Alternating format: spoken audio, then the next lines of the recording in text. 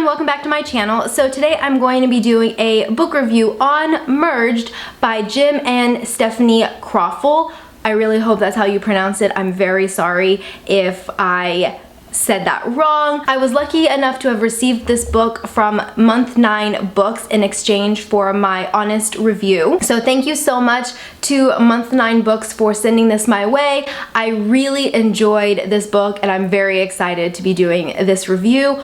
Also, there is a raffle going on, which I will leave the link to that down below. You can enter to win, I believe it's Amazon gift cards or a free ebook. It's free to enter and you might win something, so I highly recommend doing that. This book was released on September 17th, so I'm sorry that my video is a day late, but this video will be spoiler free, so if this sounds like something you may want to read, you can definitely listen to this review and see if it's something that interests you. So like I said, I really enjoyed this book. I gave it a 4 out of 5 stars. There were a lot of elements in this book that are unique that I hadn't read before, and I'm very excited to discuss it. So kind of going over a quick synopsis. This is set in the future. It is science fiction, and we are following kind of 3 different groups. So we have our mentors, and these are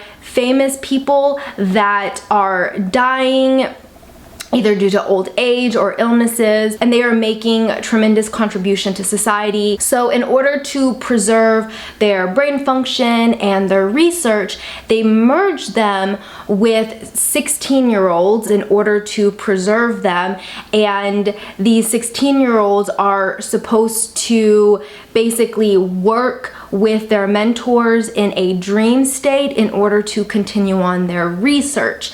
So the 16-year-olds are called nobles, and then we have the Darwinians, and these are the people in charge of this experiment. So very, very interesting. If you've read The Host by Stephanie Meyer, it's a little similar to that, but I will say The Host is more of an adventure story, whereas Merged, there's a lot more analytical aspects, and we're following different perspectives. There's different point of views.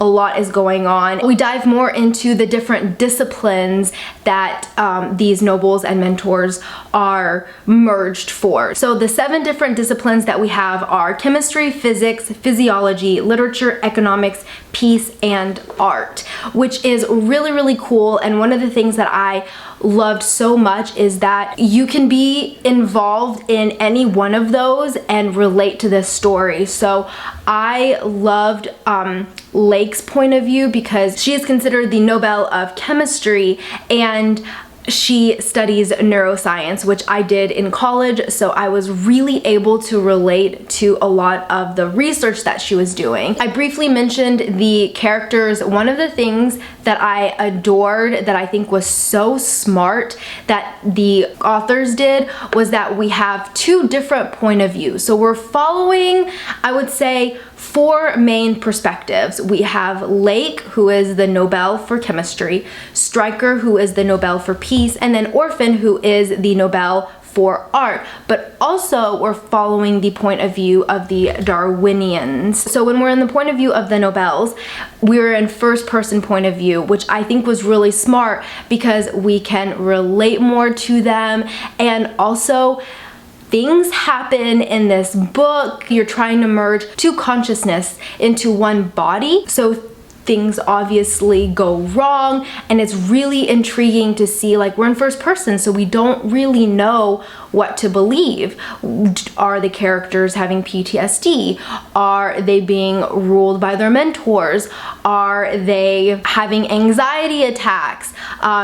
What is actually going on? Like, we don't know what to believe, and it just makes us empathize more with the characters, which I thought was really, really smart. And then on the other hand, when we are reading the Darwinians' perspective, they are in third person, so we're not as close to them. It makes them feel more cold, more aloof, which is really smart because I think that's what we're supposed to feel.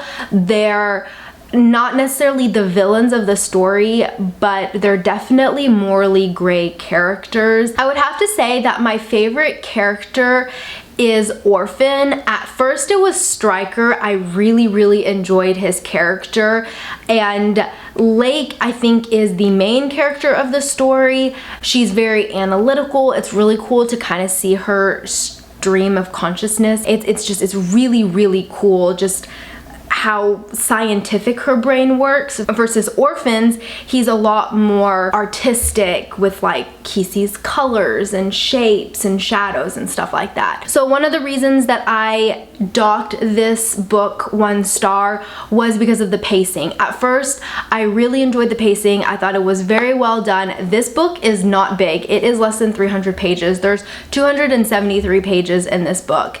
And at first, the pacing was going really well. I loved how things were being uncovered, but the problem was that we kind of got to the climax of the story around page 280, and then there was only 100 pages left to resolve this huge plot that was just uncovered. And I felt like the ending wasn't necessarily rushed, but I felt like it could have been expanded a little bit more. I felt like they kind of brushed up on things that were potentially really big, but it was just kind of swept under the rug a little bit. So I really wish we could have gotten maybe another 50 or 100 pages just so that the ending could have been expanded a little bit more. But as far as the writing is concerned, I felt like the writing flowed very well. It transitioned very well, except for the end. The end got a little choppy. Like I said, maybe it wouldn't have been so choppy and abrupt if there had been an extra 50 to 100 pages, but for the most part, 3/4 of the book flowed very well, transitioned very well. I will say I did have trouble when I was in Stryker's point of view, like knowing I was in his point of view.